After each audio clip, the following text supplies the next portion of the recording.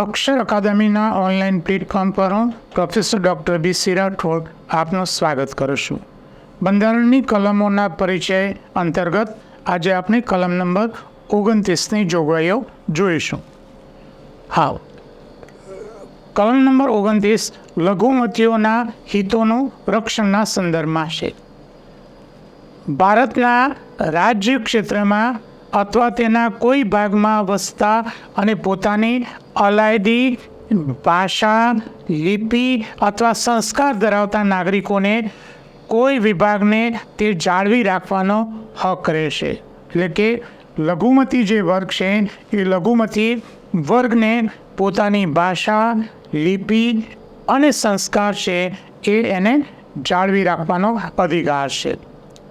બીજી વિગત છે એમાં રાજ્ય દ્વારા નિભાવાતી કે રાજ્યમાં નાણાંમાંથી સહાય મેળવતી એટલે કે સરકારમાંથી ગ્રાન્ટ મેળવતી કોઈ સંસ્થામાં ફક્ત ધર્મ, જાતિ, જ્ઞાતિ, ભાષા કે એમાંના કોઈ કારણે એ નાગરિકોને પ્રવેશનો ઇનકાર કરી શકાશે નહીં. એટલે કે કોઈ શાળામાં એના ધર્મ, જાતિ કે જ્ઞાતિ કે ભાષાને આધારે એને એડમિશન લેતા એને અટકાવી શકાશે નહીં. હા મિત્રો, અહીંયા થોડીક આપણે આ જે કલમ છે એના વિશે જોઈએ, પછી થોડીક વિગત આપું. ભારતના રાજ્ય ક્ષેત્રમાં વસતા કોઈ પણ નાગરિકોના જૂથને પોતાની અલાયદી ભાષા, લિપિ કે સંસ્કાર જાળવી રાખવાનો અધિકાર છે. દાખલા તરીકે કોઈ ધર્મ હશે અને પોતાની અલગ ભાષા જો બોલાતી હોય કે એની અલગ લિપિ હોય તે જાળવી રાખવાનો એનો અધિકાર છે. બીજો મુદ્દો એ છે કે રાજ્ય દ્વારા ચલાવતી અથવા રાજ્ય જેને ગ્રાન્ટ આપે છે એવી કોઈ શૈક્ષણિક સંસ્થામાં કોઈ વ્યક્તિને એના ધર્મ, જ્ઞાતિના આધારે પ્રવેશ લેતા અટકાવી શકાય નહીં. બીજી જે વિગત છે આપણે થોડીક જોઈ લઈએ પરીક્ષા માટે, એ અગત્યનો મુદ્દો છે. અહીંયા લઘુમતી શબ્દ એટલે કે એને આપણે અલ્પસંખ્યક કહીશું, રાઈટ? લઘુમતી એટલે અલ્પસંખ્યક. તો આપણા બંધારણમાં અલ્પસંખ્યકની કોઈ વ્યાખ્યા આપી નથી. પરીક્ષા માટે આ અગત્યનો મુદ્દો કે કઈ કલમમાં એની વ્યાખ્યા આપી છે, તો એની કોઈ વ્યાખ્યા આપી નથી. પણ બે પ્રકારની જે લઘુમતી છે એ લઘુમતીની એમાં ઉલ્લેખ છે.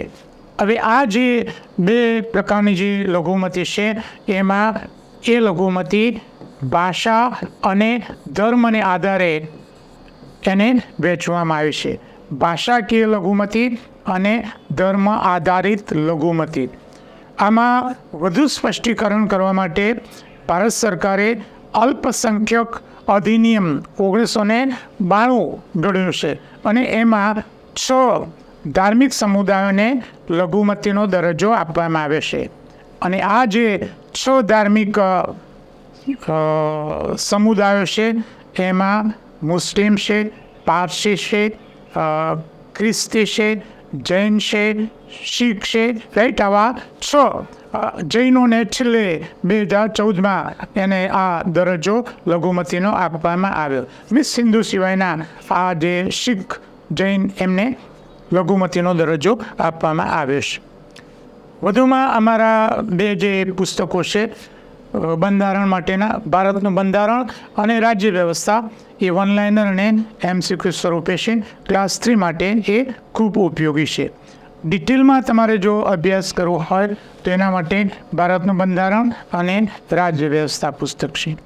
આ ઉપરાંત અમારા અમારે જે 2 ટેલિગ્રામ ચેનલો છે, બી.સી. રાઠોડ કરંટ અફેર્સ, જેમાં રોજે રોજનું કરંટ અફેર્સ ઉપરાંત માસિક કરંટ અફેર્સ, દરરોજની 10 થી 15 જેટલી પોસ્ટ તેમજ 2-3 ફ્રી વિડીયો મૂકવામાં આવે છે. બીજી જે ટેલિગ્રામ ચેનલ છે ગૌરવવંતી ગુજરાતી, જેમાં ગુજરાતી ભાષા, ગુજરાતી સાહિત્ય અને ગુજરાતી વ્યાકરણને લગતું મેટર એમાં મૂકવામાં આવે છે. હજુ સુધી જો તમે અમારી આ બંને ટેલિગ્રામ ચેનલમાં જોડાયા ન હોય તો તમે ટેલિગ્રામ ચેનલમાં જોડાઈ જશો. અને આજનો આ વિડીયો આપને પસંદ આવ્યો હોય તો લાઈક કરીને શેર કરવાનું ભૂલતા નહીં. અને હજુ સુધી જો તમે અમારી યુટ્યુબ ચેનલમાં જોડાયા નથી તો અમારી યુટ્યુબ ચેનલને સબસ્ક્રાઈબ કરવા વિનંતી છે.